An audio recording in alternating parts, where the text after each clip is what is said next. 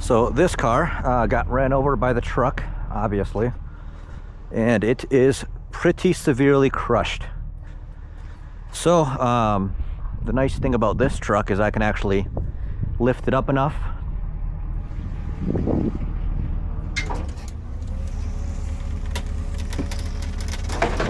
actually. The angle changes when you lift it like that, so in order to not stretch and snap my straps, I should actually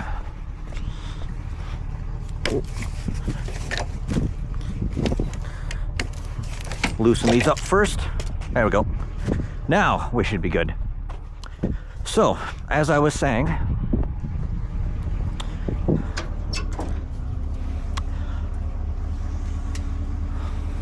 this lift goes high enough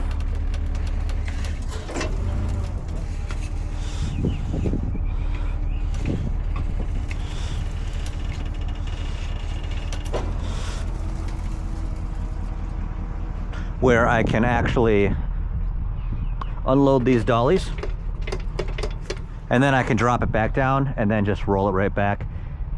And since I'm here and we're already at the lot, the flat tires don't matter.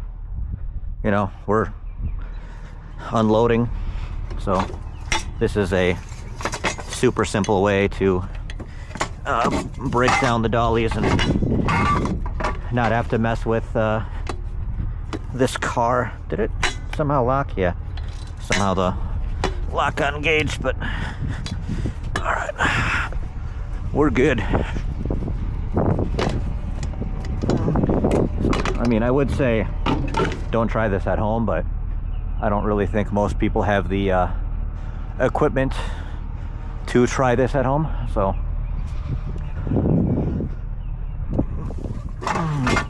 and I'm also not at home, so I'm not trying this at home.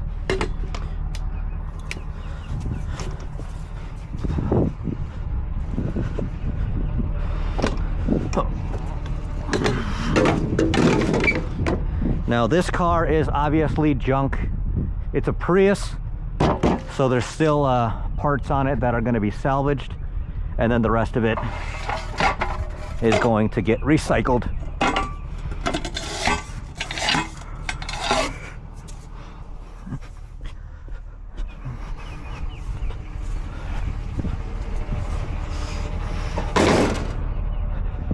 This is still still can be dangerous if you don't balance the car right. There is a risk of it tilting one way or the other. But now we're gonna pull the boom in a little bit, just get some of that weight off the back there. And now, as we come in, there we go. It just had to release off that bumper there. So now I can just roll it into the back there, drop it off, and then I can go get another one. For some of these that are really smashed and like crushed and low to the ground and stuff, we gotta lower it on a block so we can actually get the vehicle raised. Then I can pull the lift out, and this is junk, so I can just lift it with the lift to get my block out. If it was a nice car, I would have to use a jack to get my block out, but this is a junk vehicle. So now we're free and clear of the car there, and now we can just pull forward and go get the next one. There's a fake Jeep here. There's a Camry. And this Ford Focus. So I'll probably grab the Focus next. Scoop that up.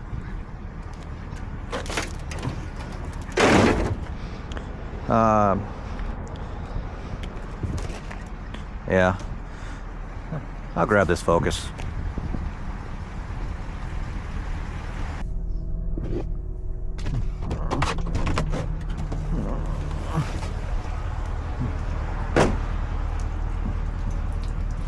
Oh, lovely.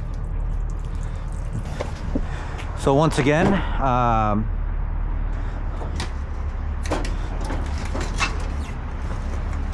I can actually lift this up enough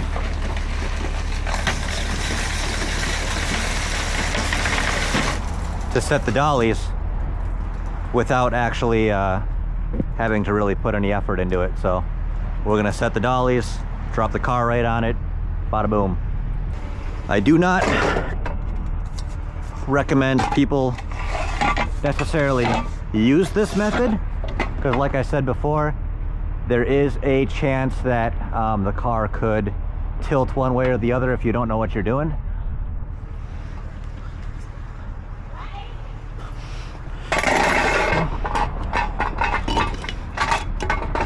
But I do this a lot. I'm very comfortable with setting them up this way.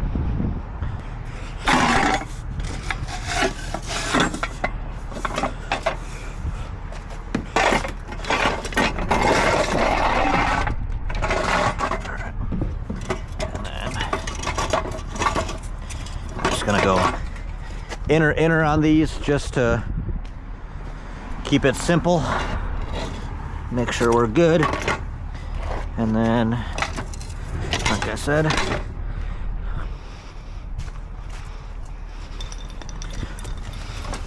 sometimes on one side you still got to use the bar.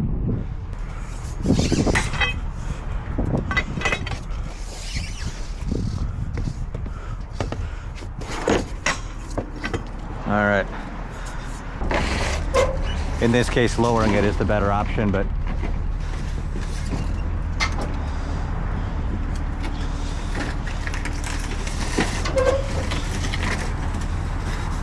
wonder if the e-brake is pulled on this one.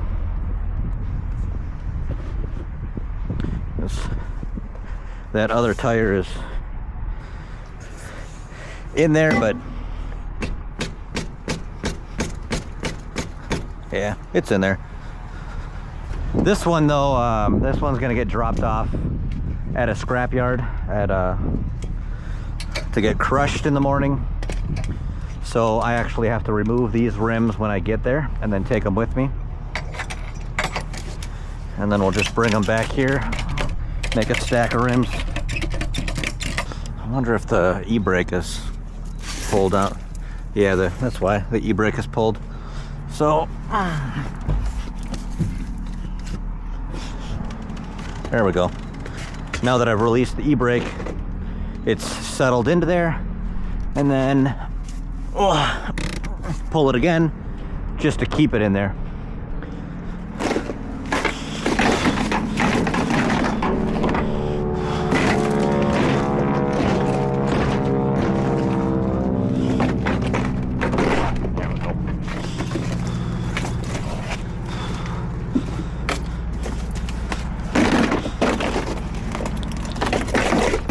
There we go. All right. And then, so this is load number 2. and the back bumper was dragging, as well as some of this wiring. So maybe we'll just tuck it right in there. That'll keep it from dragging. And the back bumper I just tossed on the top there, put a strap around it, so it ain't going nowhere. I gotta put one more strap on this wheel, and this is load number 2, and then we have the Nitro and the Camry we gotta come back for after this one. All right, so now that we've taken the rear tires off,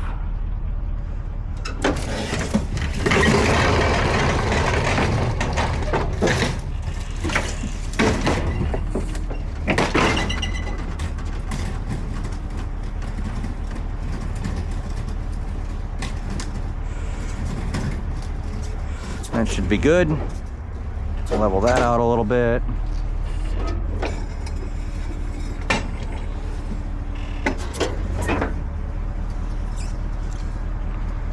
And then all we need to do for the front tires is just get off of them and then lift that up. And then we're only we only got the edge of the forks under there, so once we drop it, we'll still be able to slide it out without catching anything. So sometimes these tires come off, sometimes they take a bit of encouragement. There we go. There we go.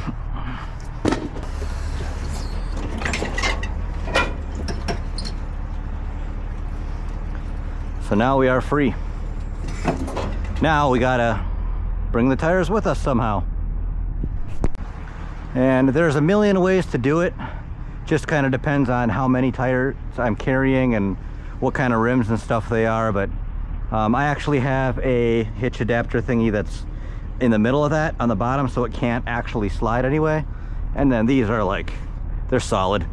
They're not going anywhere. And then I'm gonna put that on there just to give a little extra warning to stay back. So, or rather, I could probably put it there. Yeah, that'd work better. All right, well, that should do it.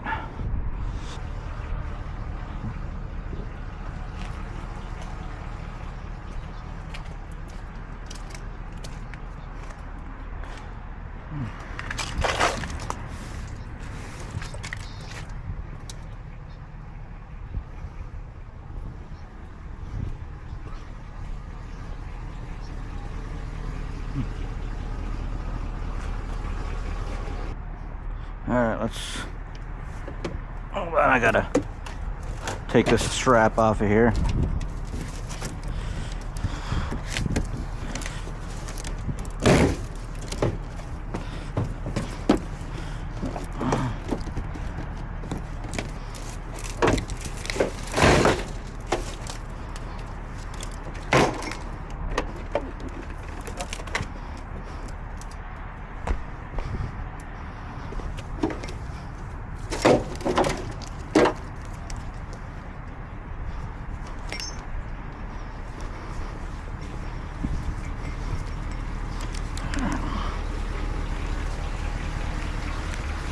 Okay. Yeah, something like that.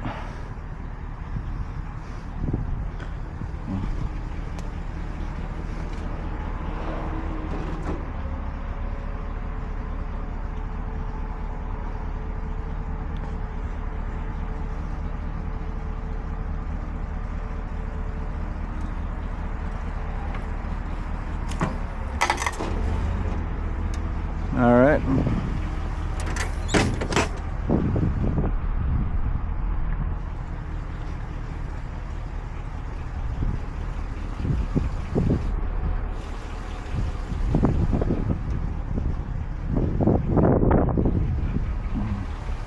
This is the last car. I don't want to come all the way back here just to bring the tires back. So I've taken them off, and we can't actually tow cars without tires, no big deal.